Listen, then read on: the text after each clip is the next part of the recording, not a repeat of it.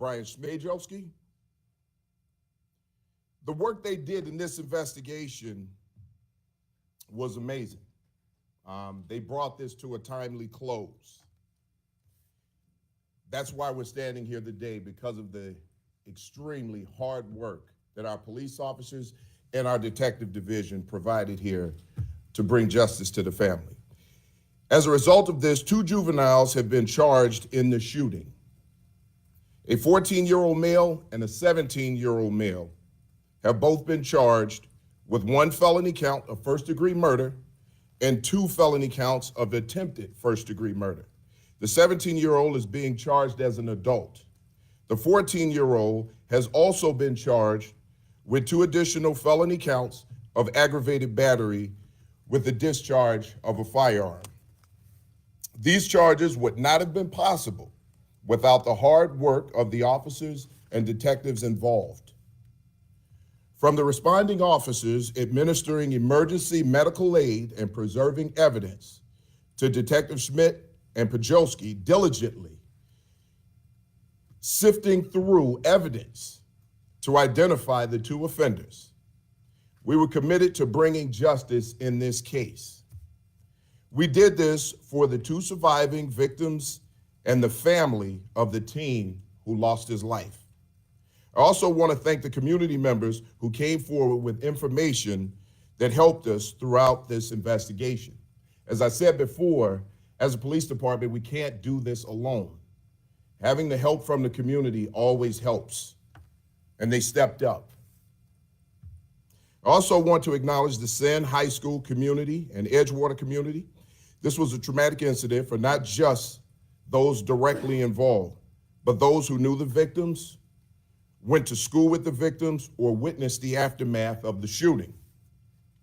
Following the shooting, our Crime Victim Services unit stood up an emergency assistance center to support those affected by this shooting. For those who were unable to visit the center, our Crime Victim Service unit is available still at this time. The number is 312-745-6340. Again, 312-745-6340. We can help you, they can help you with resources if absolutely necessary. So once again, I just want to say before I introduce Chief Ursetti to give you an update on the investigation, the people that you see standing here to my left were instrumental in making sure that these violent individuals were brought to justice. Violent criminals have to be held accountable. That's from robberies, shootings, to homicides. If we're not holding them accountable, they become more brazen. They continue to act in this manner. I can guarantee you, as I guaranteed you the night that this shooting occurred, that the Chicago Police Department will do everything in its power to hold violent offenders accountable. With that, I'm going to introduce Chief Ursetti of the Bureau of Detectives.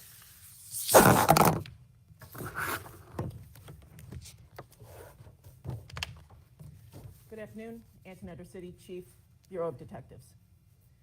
On January 31st at approximately 3:36 p.m., 2 16-year-olds and a 15-year-old were struck by gunfire on the 1200 block of West Thorndale.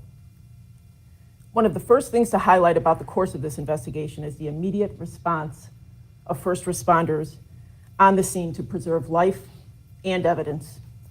When officers first arrived, they observed CFD personnel rendering aid to 3 victims. Officers used their training to provide life-saving techniques and to do everything possible to minimize the impact of this tragedy. Tragically, one of the 16-year-old victims, a student at Senn High School, was transported to St. Francis Hospital, where he was later pronounced deceased. The other victims received treatment at Illinois Masonic and also at St. Francis. Officers were also able to secure the crime scene, even with a large crowd, ensuring that locations with items of evidentiary value were preserved and processed by evidence technicians. Detectives obtained information about the vehicle used by the offenders, a gray Honda HR-V with Florida registration plate that was stolen on January 29th, along with the direction of flight of the vehicle. Using video, they were able to monitor the vehicle and ultimately recovered the vehicle parked on the 4100 block of North Kenmore Avenue on February 2nd and processed it as part of the investigation. Video also showed the two individuals who parked there and exited the vehicle. As we consistently see in investigations that are solved as quickly as this case, the community was instrumental in providing information that ultimately resulted in the positive identification of the offenders. On February 20th, both offenders were placed into custody. This morning, felony charges were approved. We heard earlier, but I will say again, our one offender who was 14 years old was charged with 1 count of first-degree murder, 2 counts of attempt first-degree murder, and 2 counts of aggravated battery discharge of a firearm. And our 17-year-old offender was charged with 1 count of first-degree murder and 2 counts of attempt first-degree murder. From the start of this investigation, all who were involved were wholly dedicated to ensuring justice for these victims and the community affected by this violence. I want to acknowledge the entire Area 3 team that you see here today, Commander Rodney Hill, but especially want to thank the lead detectives on this case, Detective Brian Schmidt and Detective Chris Pajowski, who worked tirelessly to canvass, interview, and recover video that was key to obtaining charges. This type of work demonstrates the commitment of our members to protecting our communities and ensuring this type of violence does not continue to impact families and residents. Thank you. With that, we'll take any questions that you may have. Okay, thank you. Andrea Medina with WGN. Was this a targeted shooting? I know there were some speculations in the past, but now that you guys have arrested these individuals, what you guys can say about that? Would you like to take that? What we'll say is that we believe there was an altercation that was involved in this. Hi, good morning. Sharday Gray with CBS Channel 2. Can you clarify how you were able to track them down? I know you said you sifted through evidence. That would be the detectives, and I'll have Chief or City explain. Sure, thanks. And again, it really is a great credit to the team that you see here today. There is a lot to go through. I'm going to say video evidence, and not just from the scene, but once we were able to identify what the vehicle was, we were able to track that. We also use other resources.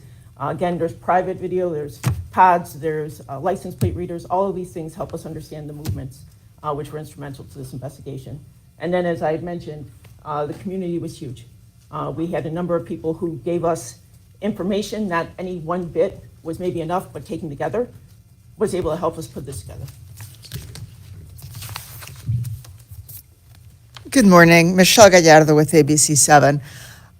Has it been determined if both of these individuals opened fire on the victims? And if so, can you also just speak about, in what you mentioned about holding them accountable, how is a decision made when we have minors involved to charge them as an adult or not?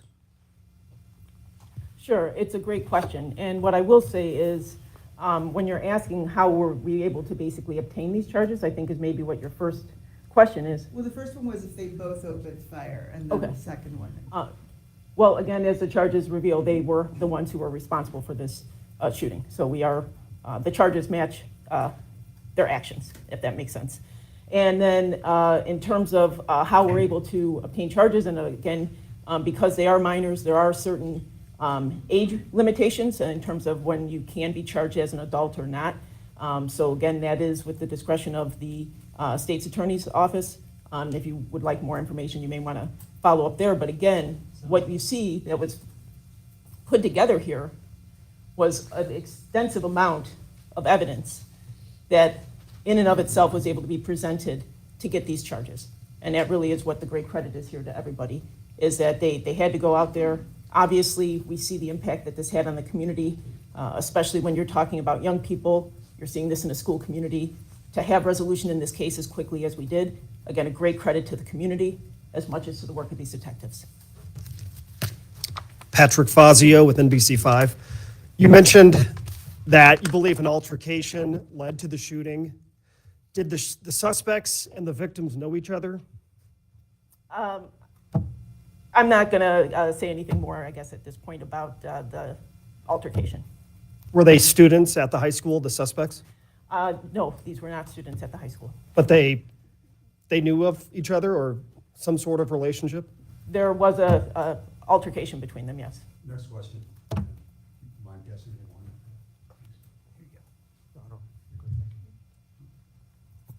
Hi, Sophie with the Sun Times. Are you able to speak to any additional measures CPD has taken involving security around schools following this shooting and the one that happened a couple days prior at Innovation? Yeah, so immediately after that, and keep in mind, CPD, we do special attentions around schools all the time.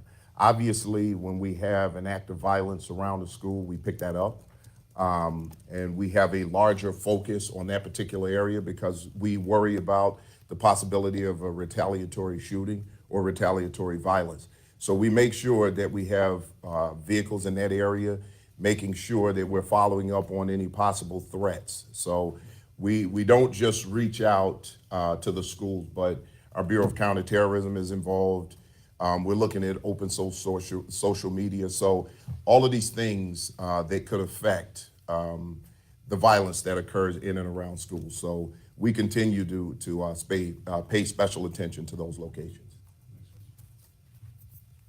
Sophie asked my question, but I was just thinking about this, like 3 CPS students killed outside schools in less than the span of the week. It's hard to imagine, Soup, that this wouldn't be national news if it had happened anywhere else. Why do you think these types of crimes continue to fly under the radar in Chicago, especially when they involve kids? Well, that's a great question. People have become desensitized to the level of violence that's going on in the city, and we cannot allow that to happen. The desensitization to this type of violence has led us not to pay much attention to it, and what we're not paying attention to are the victims and the families of these victims. And if we don't have the focus there, then we're not paying attention to the people who are truly affected by these violent crimes. So everyone that you see here, the men and women who are standing here today proudly for the justice that they brought for a family, that's what we're here to do. We're here to stand up for those who can't stand up for themselves. We're here to bring justice to those victims and those families of victims so that they have a clear understanding that we're here for them. So, it's a great question, but we have to have a focus on the people who are being victimized by these violent crimes. My colleagues covered. Thank you. Jose Gonzalez from Telemundo. Tomorrow will be a meeting at CPD that are going to discuss about removing police from the schools. What is your reaction about this? My reaction is this, as the Chicago Police Department, that's outside of our control. Whatever decision is made there, it is no reflection on the great work that our police officers were doing in the schools while mentoring the children there. Those officers were trained to be in the schools. So if those officers are removed from the schools, CPD is going to continue to do what we've always done. Protect our children, protect the streets. When those kids are on their way to school, during arrival times, we will have our officers present. We will have special attention in those locations, as well as dismissals. And if there's any threat of any violence or a possibility of violence around those schools, we will still have special attention there. And the CPD officers, with the great work that they always do, will continue to do the same. Good. Thank you. Thanks for coming. Thank you.